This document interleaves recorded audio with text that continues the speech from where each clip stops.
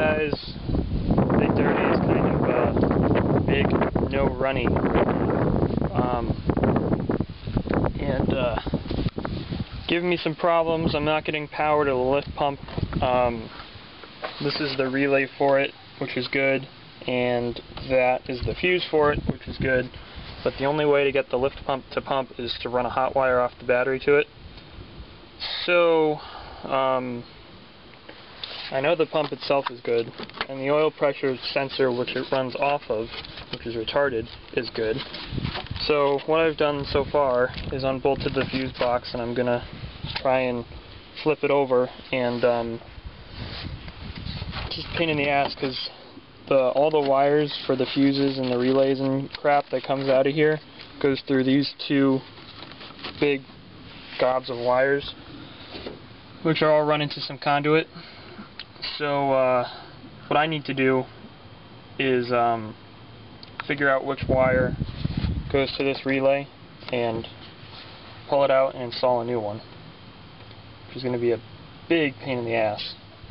And right now the truck's running, but it's running off the injection pump, which is not good for the injection pump at all. And just driving home from work yesterday, which is like 5 miles, it stalled like 4 times. So I got the PMD back over here just to make sure that wasn't the cause of it, and it's just not getting fuel. So yeah, I'll keep you guys updated, but it's just mega pain in the ass, and it's like 40 degrees out, and just it sucks. Okay, well, I got the top of the fuse box disconnected, and so what I'm gonna do is pull this relay out. This is the pump relay. Sorry for the crappy camera work. It's just kind of hard to do with one hand. And on this, can't see it, but each of these prongs is assigned a different number, and on the bottom two, that one and these two in the bottom right corner, are 87A and 87, which correspond to these bottom left inserts. And I think those are the ones, one of those is the one that powers the lift pump. Not positive yet, so I'm not going to go disconnecting stuff. But as you can see, there's wires that correspond to those terminals, and I'm going to need to run a new one of those wires to get the lift pump going. So it's time to go make some calls and post on the diesel forum and figure out what's going on, but that's all.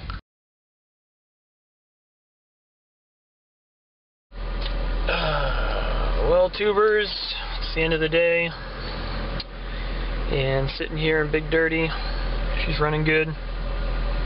Got the fuel pump, or the lift pump problem fixed.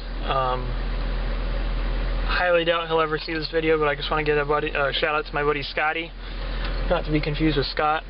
Thank you, Scotty, again for helping me with the wiring. Wouldn't be running if it weren't for you.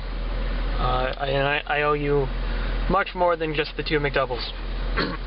But anyway, on the relay box, there's a gray wire that comes out of the pump relay and plugs into a wiring harness, which then goes down to the pump. And there were 2 reasons why the pump wasn't pumping. The first reason was due to the presence of the veggie tank, which is these, kind of hard to see, but there's 2 switches right there on the dashboard, and there's 2 electronic shutoff valves in the engine compartment for the converting it to run on diesel, and there was a 3rd toggle that I didn't know about, and that was to turn the lift pump off so that when you're running it on the biodiesel, it's not pumping regular diesel. And that switch was in the on position, so I don't think that was the reason why the pump wasn't pumping. But